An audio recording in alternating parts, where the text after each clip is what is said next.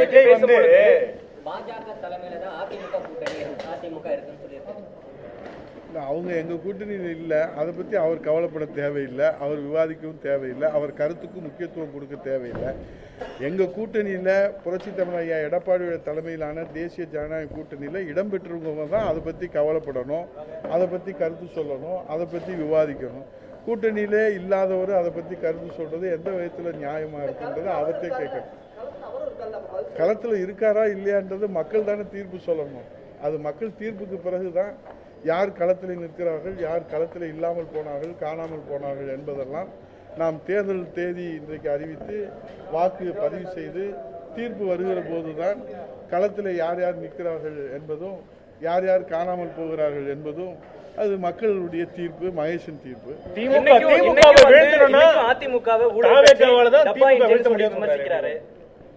திராவிட முன்னேற்ற கழகத்தை வீழ்த்துகிற சக்தி யாருக்கு இருக்கிறது என்று தனிப்பட்ட ஒரு கட்சி தலைவர் விருப்பத்தை நாம் அது முடிவாக எடுத்துக்கொள்ள முடியாது.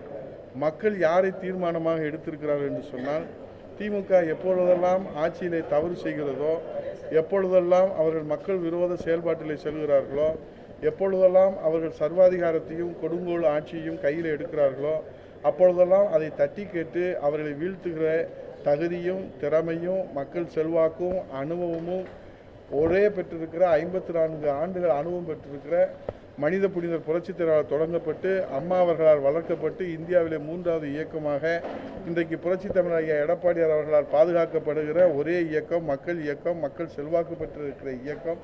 சத்துணவு திட்டத்திலே தொடங்கி குடிமராமத்து திட்டம் வரை மக்களுக்கு வாரி வழங்கிய மகத்தான இயக்கம் மக்கள் இயக்கம், ஏழை எளியவர்களுடைய இயக்கம், சாமானியுடைய இயக்கம். அனைத்து இந்திய அண்ணா திராவிட முன்னேற்ற கழகத்தால் மட்டும்தான் தீய சக்தி திமுகவை வீழ்த்த முடியும் என்பது மக்களுடைய தீர்ப்பு. தலைவர்கள் அவருடைய விருப்பத்தை சொல்லலாம், ஆனால் அது மக்கள் தீர்ப்பாக அமையுமா என்பது தேர்தல் காலத்திலே தான் நீங்கள் அதை பார்க்க முடியும். ஆகவே திரும்ப திரும்ப எத்தனை முறை சொன்னாலும் இல்லாத ஒன்றை இருப்பதாக காட்டுவதற்கு எடுக்கிற முயற்சி தானே தவிர அதில் ஒன்றும் இல்லை. புரட்சி தலைவரையும் புரட்சி தலைவி அம்மா அவர்களையும் தவிர்த்து விட்டு அரசியல் களத்தில் யாருமே தங்களை அடையாளப்படுத்திக் கொள்ள முடியாது. அதனால்தான் ஸ்டாலின் அவர்கள் கூட சில நேரங்களிலே என் பெரியப்பா என்று அப்பா சொல்வதையும் நீங்கள் கேட்டிருப்பீர்கள்.